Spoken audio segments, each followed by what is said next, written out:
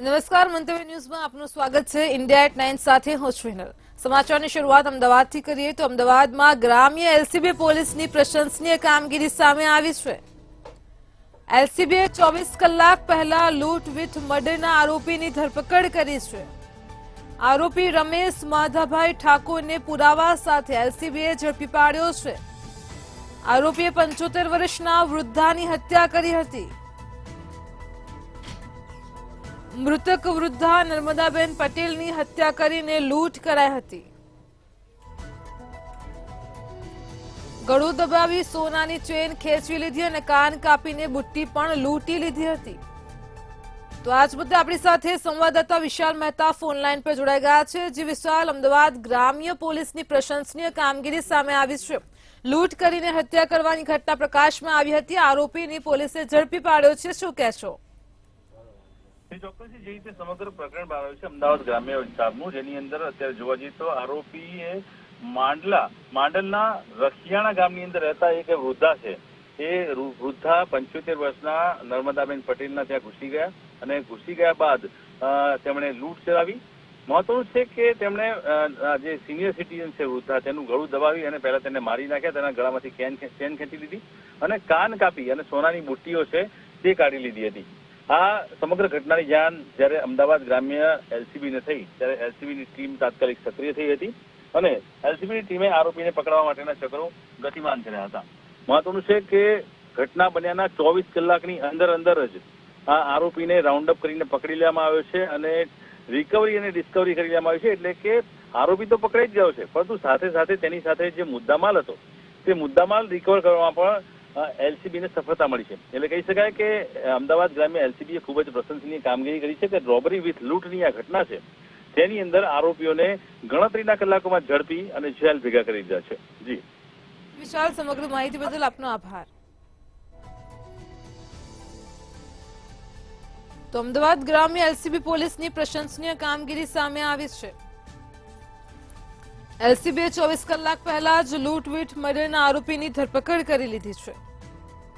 આરોપી રમેશ માધાભાઈ ઠાકોરને પુરાવા સાથે એલસીબીએ ઝડપી પાડ્યા છે। આરોપીએ 75 વર્ષના વૃદ્ધાની હત્યા કરી હતી।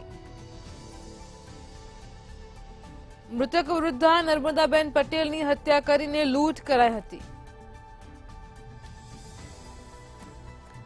ગળું દબાવી સોનાની ચેન ખેંચી લીધી હતી અને કાન કાપીને બુટ્ટી પણ લૂંટી લીધી હતી।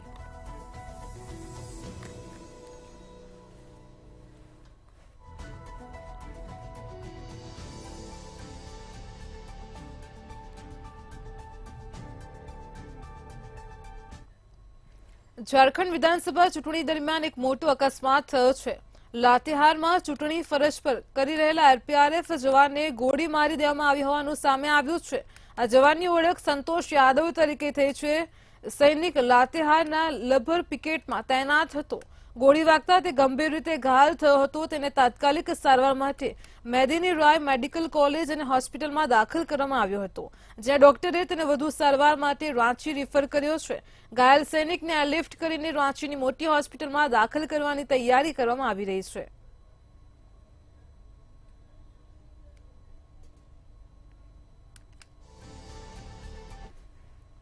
મહારાષ્ટ્ર વિધાનસભા ચૂંટણીનો પ્રચાર ચરમસીમાએ પહોંચ્યો છે અને ત્યારે મહારાષ્ટ્રમાં ભાજપના પ્રચાર દરમિયાન ગૃહમંત્રી અમિત શાહે મહાવિકાસ અઘાડી પર આકરા પ્રહારો કર્યા હતા। મહાવિકાસ અઘાડી ગઠબંધન ઔરંગઝેબ ફેન ક્લબમાં ફેરવાઈ રહ્યું છે। ભાજપનું મહાયુતિ ગઠબંધન શિવાજી મહારાજ અને સાવરકરના આદર્શો પર ચાલી રહ્યું છે। અમિત શાહે જાહેર મંચ પરથી જમ્મુ કાશ્મીર વિધાનસભામાં કલમ 370 ને બહાર કરવાની માંગને લઈને કોંગ્રેસ પર નિશાન સાધ્યું હતું અને તેમણે કહ્યું કે જો ઇન્દિરા ગાંધી સ્વર્ગમાંથી પાછા આવશે તો પણ કાશ્મીરમાં કલમ 370 પુનઃ સ્થાપિત નહીં થાય।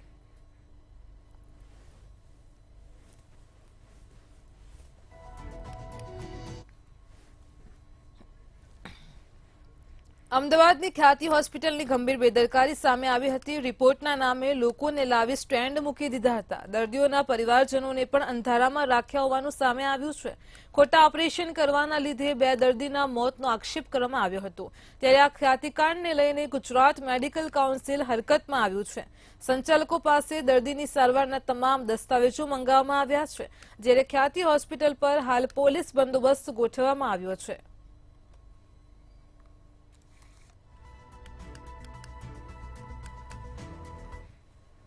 અમદાવાદ ખ્યાતિ હોસ્પિટલનો મામલો સામે આવ્યો હતો. 7 લોકો પૈકી વધુ એક દર્દીની તબિયત લથડી હોવાનું સામે આવ્યું છે. વસ્ત્રાપુર પોલીસે શારીરિક તપાસ માટે દર્દીઓને બોલાવ્યા હતા. એન્જિયોપ્લાસ્ટી કરેલા 5 દર્દીઓને યુએન મહેતામાં તપાસ માટે લઈ જવાયા છે. ખ્યાતિ હોસ્પિટલમાં શું સારવાર અપાય તેને લઈને પણ તપાસ કરવામાં આવી રહી છે.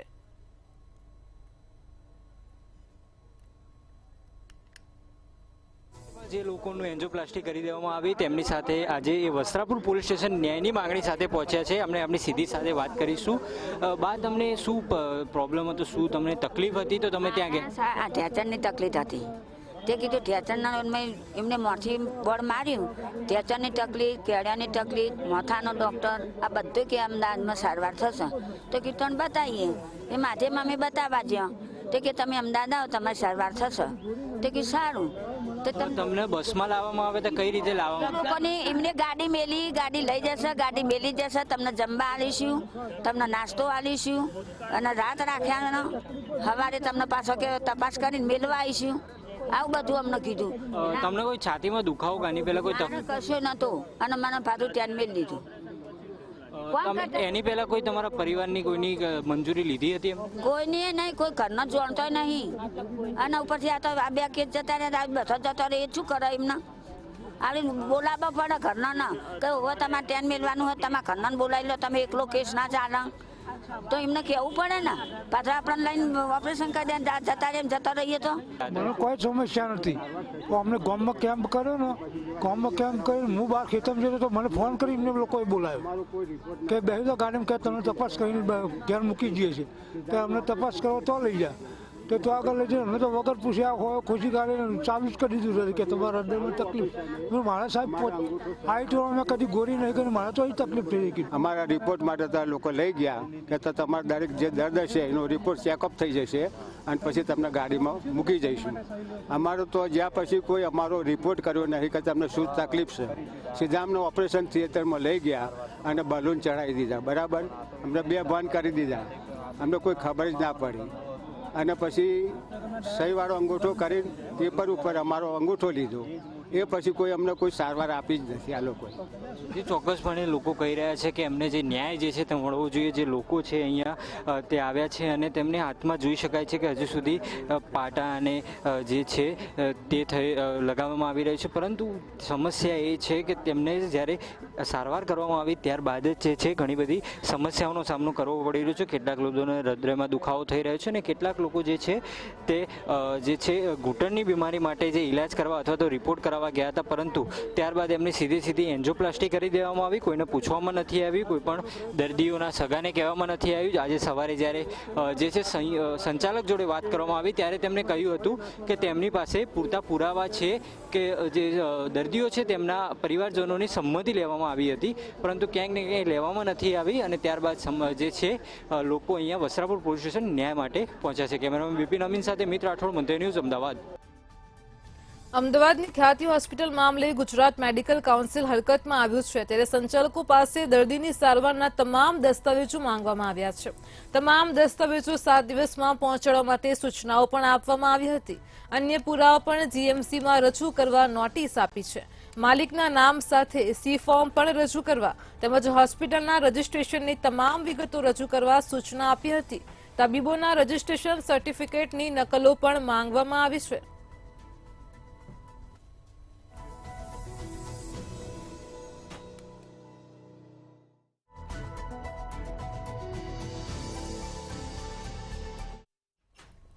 મહેસાણા જિલ્લામાં પીએમજે આયુષ્યમાન કાર્ડ યોજનામાં મોટો ગોટાળો સામે આવ્યો છે. હાલ પણ જિલ્લાની 20 જેટલી ખાનગી હોસ્પિટલમાં ગોટાળા ચાલી રહ્યા છે. આયુષ્યમાન કાર્ડમાં સારવાર આપતી 20 હોસ્પિટલો સામે કાર્યવાહી થશે. ત્યારે આયુષ્યમાન કાર્ડમાં ગેરરીતિ કરનાર સામે દંડનીય કાર્યવાહી કરાશે. સારવારના રૂપિયા લેનાર હોસ્પિટલો પાસેથી વસૂલાત પણ કરાશે. ડીડીઓ હોસ્પિટલો સામે કાર્યવાહી કરવા તખ્તો તૈયાર કર્યો છે. પીએમજે યોજનામાં સારવાર આપનાર હોસ્પિટલો સામે કાર્યવાહી થશે.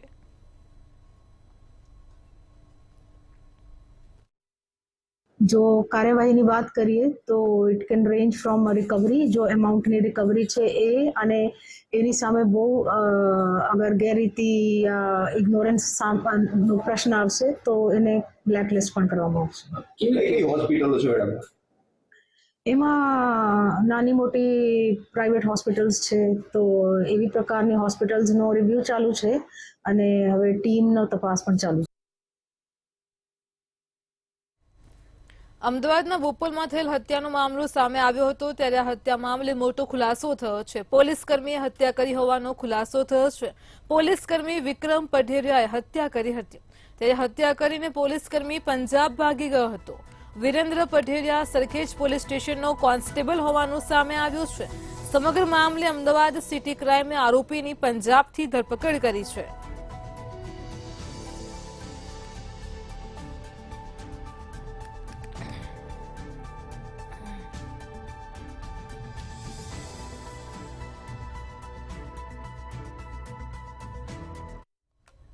રાજકોટથી લવ જિહાદનો વધુ એક કિસ્સો પ્રકાશમાં આવ્યો છે, જેમાં 15 વર્ષની સગીરાને વિધર્મીએ પ્રેમજાળમાં ફસાવી અપહરણ કર્યું હતું. સગીરાનું 2 મહિના પહેલા જ અપહરણ કરવામાં આવ્યું હતું, જે બાદ સગીરાના પરિવારે ઇલિયાસ નામના વિધર્મી યુવક સામે પોલીસ ફરિયાદ નોંધાવી હતી. સગીરાના માતાના જણાવ્યા અનુસાર વિધર્મી યુવક 2 સંતાનનો પિતા છે. સાથે જ વિધર્મી યુવકની પહેલી પત્ની પણ હિન્દુ છે. સગીરા પર વશીકરણ કર્યું હોવાનો પણ માતાએ આરોપ લગાવ્યો છે.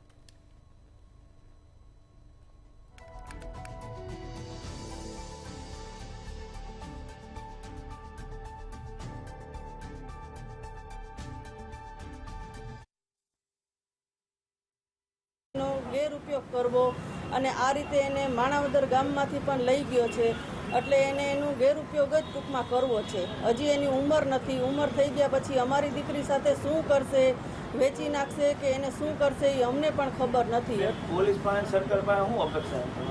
મારી એવી અરજ છે કે મને મારી દીકરી સહી સલામત આપો અને આ ઇલિયાસ નામના વ્યક્તિને જે એના ઉપર ગુનો લાગુ પડતો હોય એને ભગાડીને લઈ ગયો છે અને 4 દિવસથી એની સાથે છે, શું ખોટું કામ કર્યું છે, જે થતું હોય એની કાર્યવાહી, મેડિકલ રિપોર્ટ, આ તે જે થતું હોય એ કરે પોલીસ એનું કામ, અને આને જે સજા દેવાની હોય તે સજા એને મળવી જોઈએ, જેથી કરીને કોઈ પણ બીજી દીકરી સાથે આવું કામ એ તે ના કરે. છોકરી નો આવે એ તો ન થાય, પણ એને એના માટે કંઈક કરી મૂક્યું છે એટલે એનું જ નામ લે છે, અમારું નામ નથી લેતું. બરોબર. શું અપેક્ષા તમારી સરકાર પાસે, પોલીસ પાસે સામે જોવા થશે? અમારી અપેક્ષા એમ છે કે અમારી છોકરી અમારી પાસે આવી જાય અને આવો કદમ કોઈ બીજી દીકરી માટે ન થાય એવી અમારી અપેક્ષા છે. હિન્દુ સંગઠનો પાસે અપેક્ષાઓ છે? હિન્દુ સંગઠન પાસે આપણે અપેક્ષા છે અમારા બધાય અમારો સાથ આપે, બધાય સાથ સહકાર આપે ને અમારી છોકરી આવી જાય ઘરે. બનાસકાંઠાના વાવમાં રાધા નેસડા ગામના ગ્રામજનોમાં મતદાનને લઈને ભારે ઉત્સાહ જોવા મળ્યો હતો. વિધાનસભાની પેટા ચૂંટણીમાં મતદાન મથકે મતદારો મતદાન કરવા માટે પહોંચ્યા હતા. શિક્ષણ, પાણી અને લાઇટોના પ્રશ્નોને લઈને ચૂંટણી બહિષ્કારનો નિર્ણય લીધો હતો, પરંતુ અધિકારીઓની સમજાવટ બાદ ગ્રામજનો મતદાન કરવા માટે તૈયાર થયા હતા. ગ્રામજનોએ અધિકારીઓની જવાબદારીઓ પર ભરોસો મૂકીને મતદાન કર્યું છે.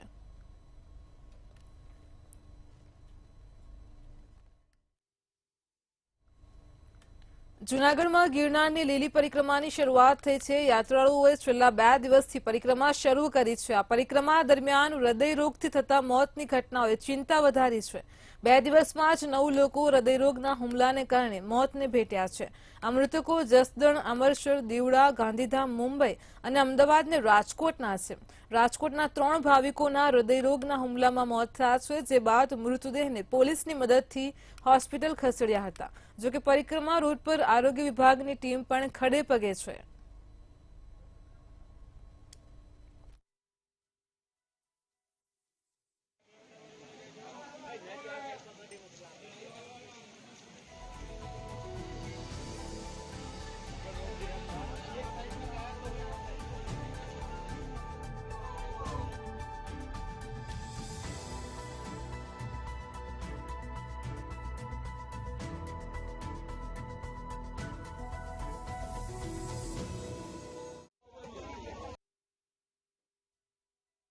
દર વર્ષની જેમ સુદ 11 થી પૂનમ ગિરનારની લીલી પરિક્રમા જુનાગઢ ખાતે થતું હોય છે.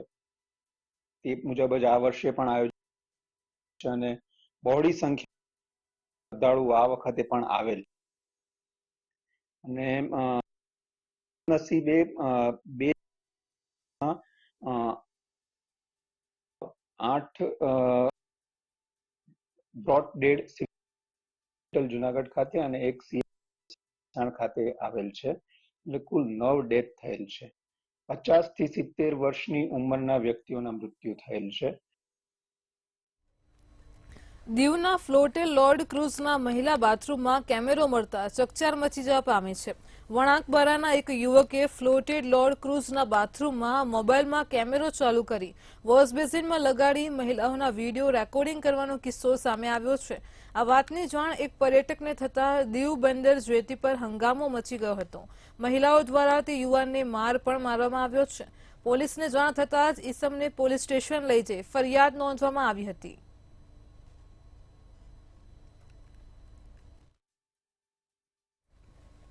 વડોદરાના સમાસાવલી રોડ પર આગની ઘટના સામે આવી છે, જેમાં સિદ્ધાર્થ એનેક્સ 4 માં આવેલી રેસ્ટોરન્ટમાં આગ લાગી હતી. ટ્રિગ્નો પિઝા રેસ્ટોરન્ટમાં ભયંકર આગ લાગતા જ રેસ્ટોરન્ટ બળીને ખાખ થઈ ગયું છે. ત્યારે રેસ્ટોરન્ટની આગની ચપેટમાં હોસ્પિટલ પણ આવી હતી. ફાયર વિભાગની 2 કલાકની જહેમત બાદ આગ ઉપર કાબુ મેળવાયો હતો.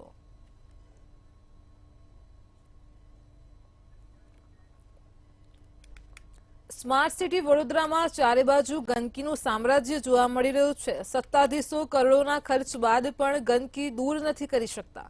ત્યારે અક્ષર ચોકથી અટલાદરા, સ્વામિનારાયણ મંદિર અને ખિસકોલી સર્કલ તરફ જતા બ્રિજ નીચે ગંદકીનો જમાવડો જોવા મળ્યો છે. ગંદકીના ઢગલા સાથે રસ્તો ખરાબ હોવાથી નાગરિકોને પણ આવવા જવામાં તકલીફ પડી રહી છે. સફાઈ અભિયાન ચલાવવા છતાં દરેક બ્રિજ નીચે ગંદકી હોવાનો વિપક્ષ દ્વારા આક્ષેપ કરાયો છે.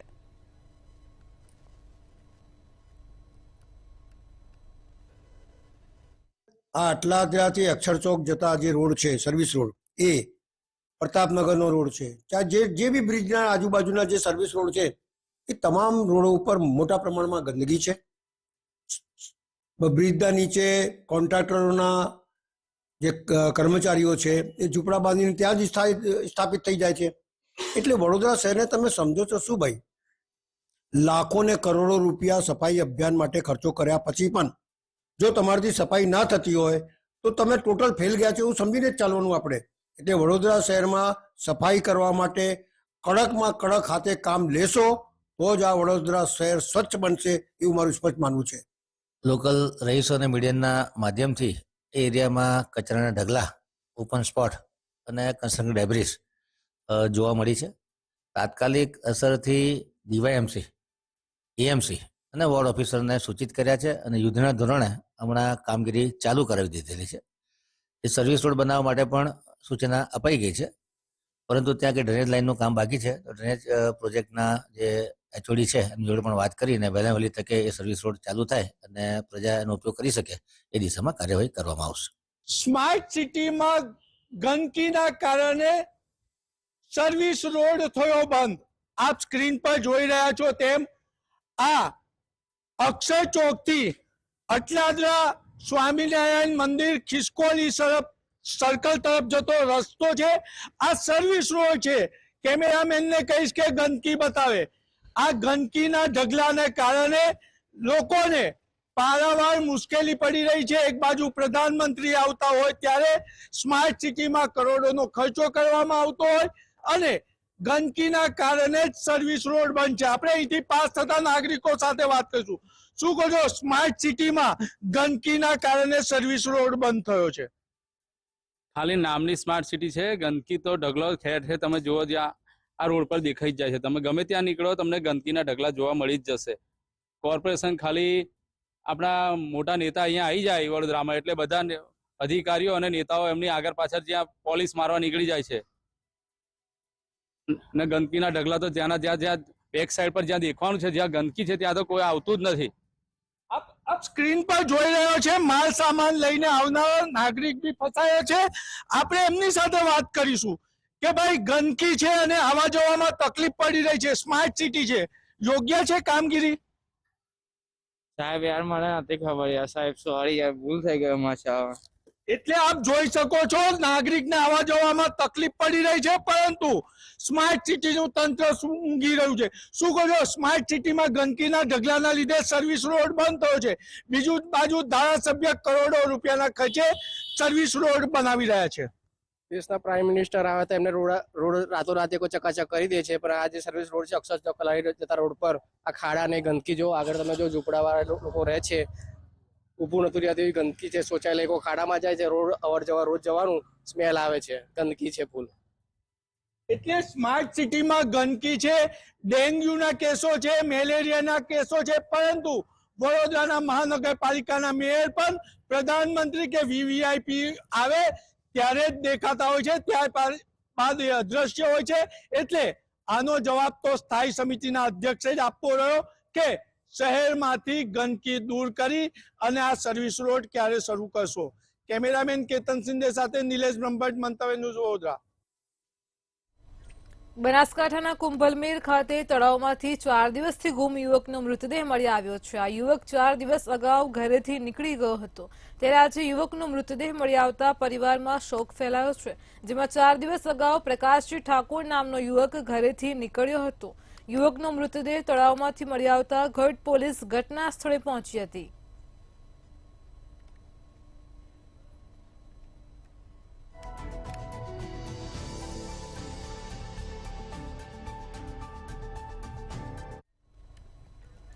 મહેસાણા નગરપાલિકાએ ખારી નદી ઉપર રિવરફ્રન્ટ બનાવવાનો નિર્ણય લીધો છે. જોકે ગંદકીથી ખતબદતી મહેસાણા શહેરની ખારી નદીમાં દુર્ગંધ બહુ મારે છે. લગભગ શહેરની મોટાભાગની ગટરોનું ગંદુ પાણી નદીમાં ઠાલવવામાં આવે છે, ત્યારે આવી સ્થિતિમાં નદી ઉપર રિવરફ્રન્ટ બનાવવું અશક્ય લાગી રહ્યો છે. તેમ છતાં મહેસાણા નગરપાલિકાનો ખારી નદી ઉપર રિવરફ્રન્ટ બનાવવાનો નિર્ણય આશ્ચર્ય સર્જી રહ્યો છે.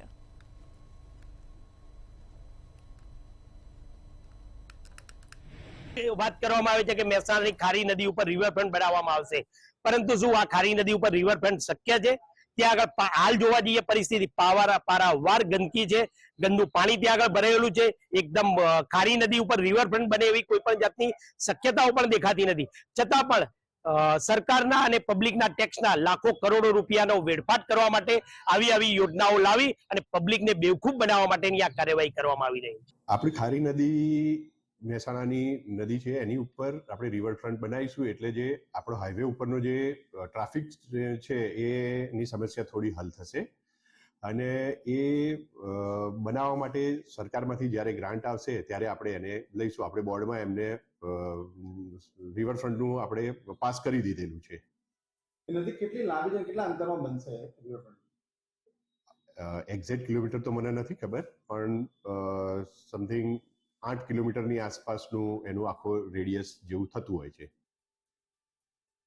ભુજના રેલવે સ્ટેશન પર ગટરની સમસ્યા જોવા મળી રહી છે. ગટરના ગંદા અને દૂષિત પાણીથી લોકો હેરાન પરેશાન થઈ રહ્યા છે.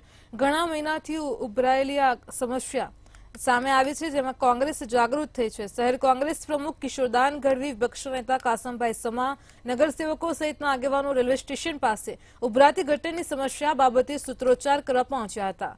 તેમજ ભાજપની નિષ્ફળતા માટે પણ આશ્ચર્યજનક કાર્યક્રમ કર્યો છે. તો ભાજપના કમળ ચિહ્નને ગટરના પાણીમાં પધરાવી ઉગ્ર આક્રોશ વ્યક્ત કર્યો હતો.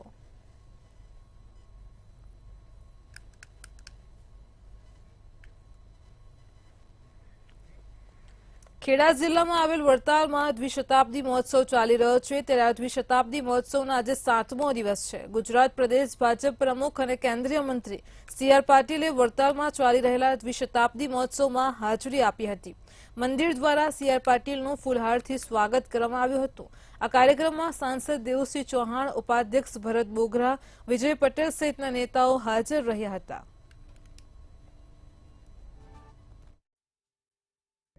સ્વામિનારાયણ સંપ્રદાય જે સેવાકીય પ્રવૃત્તિઓ કરે છે, નશા મુક્તિ માટે એ પ્રેરિત કરીને જે સફળતાપૂર્વક એમના પ્રયત્નો રહ્યા છે, વ્યક્તિ વિશેષ એના ઘડતર માટેના એમના સફળ પ્રયત્નો રહ્યા છે.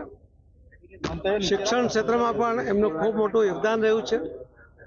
આખા દુનિયામાં કોઈ સંસ્થા મંદિર નિર્માણમાં, વ્યક્તિ નિર્માણમાં અને નશા મુક્તિ સહિત એજ્યુકેશન માટે જે કામ કરે છે એમાં કદાચ સૌથી મોટી સંસ્થાઓ એ સ્વામિનારાયણ સંપ્રદાયની છે.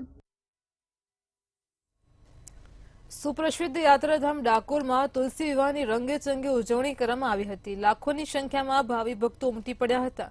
ભગવાનના વિવાહના લગ્ન ગીતો તેમજ મહિલાઓ અને યુવતીઓ પણ ગરબે ઘૂમી હતી. મંદિરને રોશનીથી શણગારવામાં આવ્યું હતું. આ નજારો માણવા માટે ભાવિ ભક્તો લાખોની સંખ્યામાં ઉમટી પડ્યા હતા. રણછોડજીના મંદિરમાં ભગવાનના લગ્ન થઈ રહ્યા હતા ત્યારે ઢોલ નગારા સાથે વરઘોડો નીકળ્યો હતો. સાથે સાથે લાખો રૂપિયાનું દારૂખાનું પણ ફોડવામાં આવ્યું હતું. અશ્વ તેમજ પાલખીના સાથે જાહો જલાલીથી રાજા રણછોડજીના લગ્ન શાલિગ્રામ સ્વરૂપે સોનાના લાલજી બનીને તુલસી સાથે સંપન્ન થયા હતા.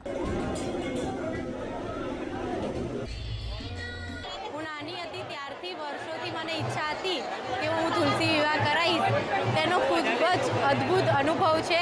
તુલસી વિવાહ કર્યા માતાજીના અને રણછોડરાયના 3 કલાક અમે એનો આનંદ અનુભવ્યો છે અને અમારું નસીબ છે કે અમને આવો કુંજ મળ્યો અને વર્ષોની ઈચ્છા પૂર્ણ થઈ.